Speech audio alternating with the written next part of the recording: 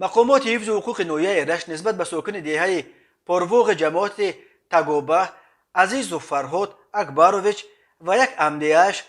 در پی یک بحث ماه سال جاری با ایدیبک لایقزاده برادر رئیس سابق این نویه قنوچو لایقزاده بر اساس قسم دویم ماده 237 کودکس جنایتی تاجیکستان با اتهام افباشی پرونده جنایتی کشودند. بنا به اطلاع دریافتی پایگاه خبری بامداد چنین پرونده با عین اتهام به ضد خود ایدیبک لایقزاده نیز گشوده شده است. تفتیش این پرونده ها را شعبچه ملیسای شهرک نوآباد آغاز کرده سپس بر ریاست کارهای داخلی منطقه رشت سپرده است. منابع بامداد روز 12 سپتامبر سال 2022 خبر دادند که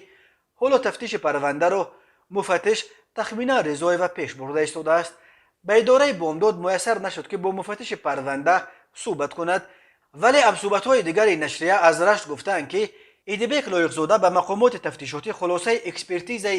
طبی و دادگاهی درباره گویا آسیب میانه به سلامتی برداشتنش را ارائه کرده دعوا کرده است که این آسیب نتیجه لطوکوب از جانب فرهاد عزیزوف یک ساکن دیگر پرواق است. اما جانب دیگر ادعا دارد که ایدیبک لایقزاده آن وقت از اسب افتاده بود و آسیب‌های جسمانی که به اکسپرت‌ها نشان داده است در اصل پیامد از اسب افتیدن اوست، نه آثار لطوکوب. فرهاد عزیزوف و همدیه‌اش ادعا دارند که ایدیبک لایقزاده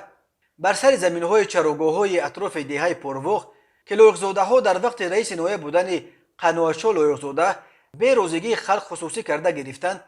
بحث لفظی داشتند و او را یک چرتی هم نزدند. آنها بر اینند که لایقزاده با این پرونده می‌خواهد باقی ساکنان پرواق را ترسانیده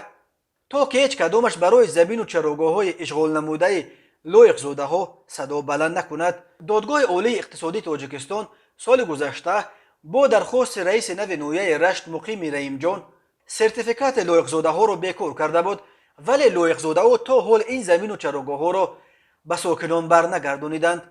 حالا به این ساکن پرواق بر اساس قسم دویم ماده 237 برای افباشی که باعث رسانیدن ضرر میانه به سلامتی شده است همچون جزا جریمه به اندازه از 1000 تا 2000 نشان دهنده برای حسابها و یا تا 5 سال زندان تهدید میکند. چند پیش به دست پایگاه خبری بامداد ویدیوی رسیده بود که در آن لحظه جنجال چند ساکن نویه رشت با آدمان رئیس سابق این نویه قنوچو لایقزاده از جمله با برادر رئیس سابق ایدیبک ثبت شده بود. این مناقشه روز 2 ماه سال 2022 در نزد مسجد دهه پرواق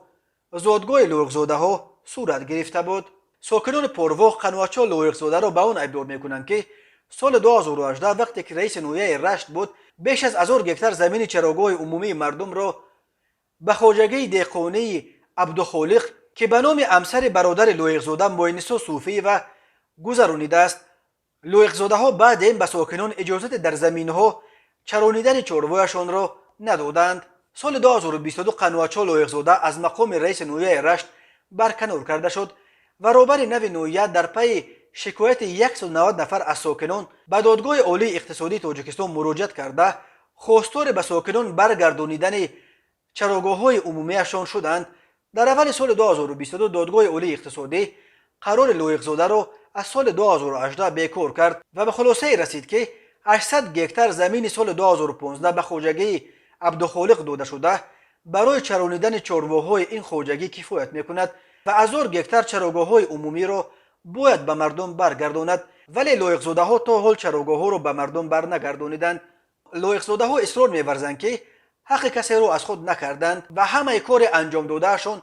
در چارچوب قانون بود، ولی آنچه که به سر لایقزاده‌ها آمد یک حقیقت را بار دیگر برملا میکند که هیچ منصب و مقام دائمی نیست و هر صاحب منصب باید وقت سر منصب بودنش فکر آن روزی را کند که از مقام کنار می رود و آن وقت آیا چگونه بر روی مردم نگاه خواهند کرد. چون این از رسم سرای درشت گه پشت به زین و گه زین